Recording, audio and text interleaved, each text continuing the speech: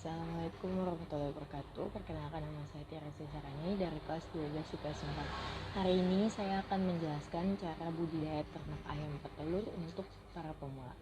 Sebelumnya saya akan menjelaskan dulu apa sih budidaya ternak ayam itu. Budidaya ternak ayam itu adalah salah satu bisnis yang sudah mulai banyak berkembang dan mulai banyak diminati nih di dalam masyarakat. Selain harga telur yang lumayan mahal untuk dijual, dan juga bisnis ini merupakan bisnis yang mudah dilakukan untuk para pemula. Selain itu juga bisnis budidaya ternak ayam ini merupakan bisnis yang paling mudah, dan selain mudah dia juga bisa membantu mengembangkan ekonomi di masyarakat, yaitu dengan cara menjual telur-telurnya ataupun bisa menjual unggasnya seperti itu. Jadi sekarang saya akan beritahu cara budidaya ternak ayam petelur. Oke, untuk pertama cara budidaya peternak ayam adalah menyiapkan lokasi dan kandang ayamnya. Cara pertama untuk budidaya ayam yaitu usahakan agar lokasi yang kamu pilih terletak cukup jauh dari pemukiman warga agar tidak ada timbulnya bau dan kotoran serta mencegah terjadinya keributan yang diakibatkan oleh ayam, sehingga warga sekitar juga tidak terganggu. Selain itu, lokasi yang tidak terlalu ramai untuk mencegah stresnya terhadap para ayam. Nah, untuk kandang ayamnya sendiri ada dua jenis nih, yaitu kandang umparan atau koloni dan kandang baterai. Tentu saja kedua kandang ini memiliki kekurangan dan kelebihannya masing-masing ya. Kelebihan dari kandang umparan yaitu kamu bisa meletakkan begitu banyak ayam di dalam satu kandang. Hanya saja kekurangannya adalah kandang ini bahwa ayam akan bertelur langsung di lantai sehingga kamu perlu mengumpulkan telur-telur itu secara khusus. Sedangkan untuk rai, ruang kandang jauh lebih terbatas sehingga ayam bisa lebih fokus untuk bertelur. Dalam kandang baterai, satu kandang hanya dapat diisi oleh satu ekor ayam saja.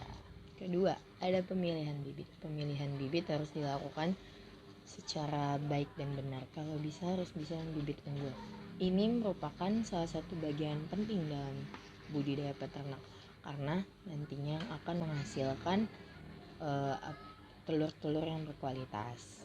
Ayam dengan ras petelur coklat memiliki ukuran yang sedikit lebih besar dibandingkan dengan ayam petelur putih. Namun, secara kandungan nutrisi kedua ayam ini sama, dan perlu diperhatikan bahwa budidaya ternak ayam petelur memilih bibit harusnya sehat tanpa cacat sama sekali. Selain itu, bulu harus menutup secara rata dengan pertumbuhan yang normal serta berasal dari induk yang unggul. 3. Ada pemberian pakan. Nah, langkah ini tuh gak kalah penting dari langkah sebelumnya, karena cara pemberian pakannya itu harus yang berkualitas, yang mengandung protein, karbohidrat, mineral, kalsium, serta vitamin untuk memenuhi kebutuhan si ayam ini. Kamu bisa memberikan pakan berbentuk konsentrat, dedak, dan jagung yang telah digiling.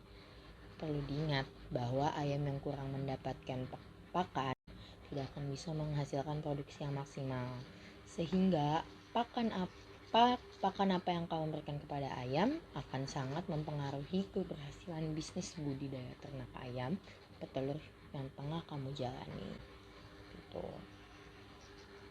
Dan harus dikasih tahu juga bahwa ayam tidak akan memakan pakan secara berlebihan, makanya makannya itu harus diatur jadwal juga. 4. Perawatan kesehatan. Yang namanya melakukan budidaya, jangan lupa juga dong yang namanya perawatan itu pasti penting. Begitu pula dengan budidaya ternak ayam petelur, dengan cara memberikan vaksin dan vitamin secara rutin. Dengan begitu kekebalan tubuh ayam akan lebih terjaga. Kebersihan kandang juga harus dijaga nih, supaya kesehatan ayam-ayamnya tetap terjaga juga. Karena kalau kandangnya kotor, ayamnya juga bisa sakit atau bisa memunculkan timbulnya adanya virus. Yang terakhir ada panen. Nah, ini nih yang banyak ditunggu-tunggu. Ayam petelur biasanya akan mulai bertelur pada usia 4 bulan, yang mana setiap hari mereka akan menghasilkan telur untuk kamu kumpulkan atau kamu panen.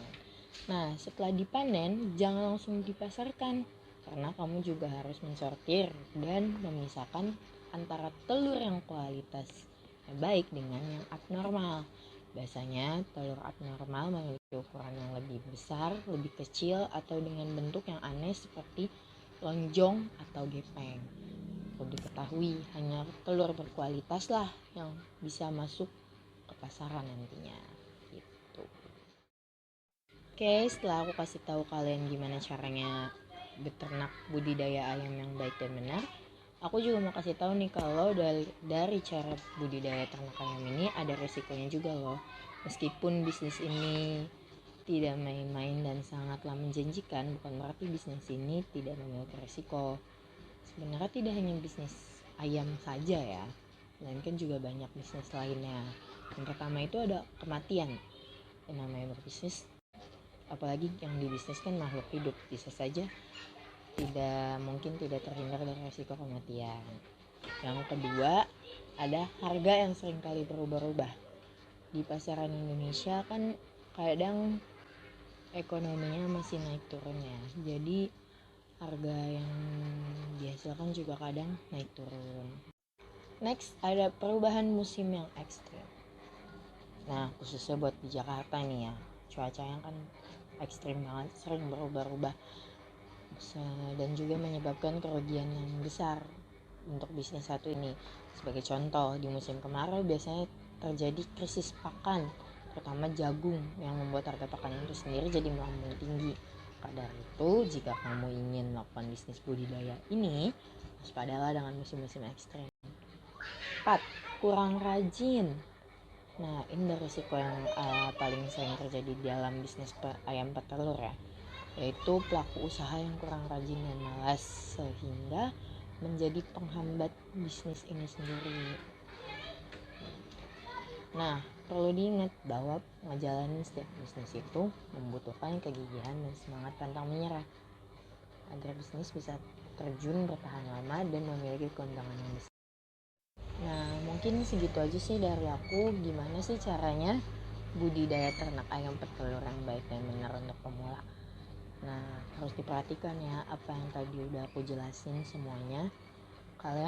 Jika kalian mau memulai bisnis ini, kalian harus memperhatikan langkah-langkah yang udah tadi aku jelasin di video sebelumnya. So, kurang lebihnya aku mohon maaf. Terima kasih. Assalamualaikum warahmatullahi wabarakatuh.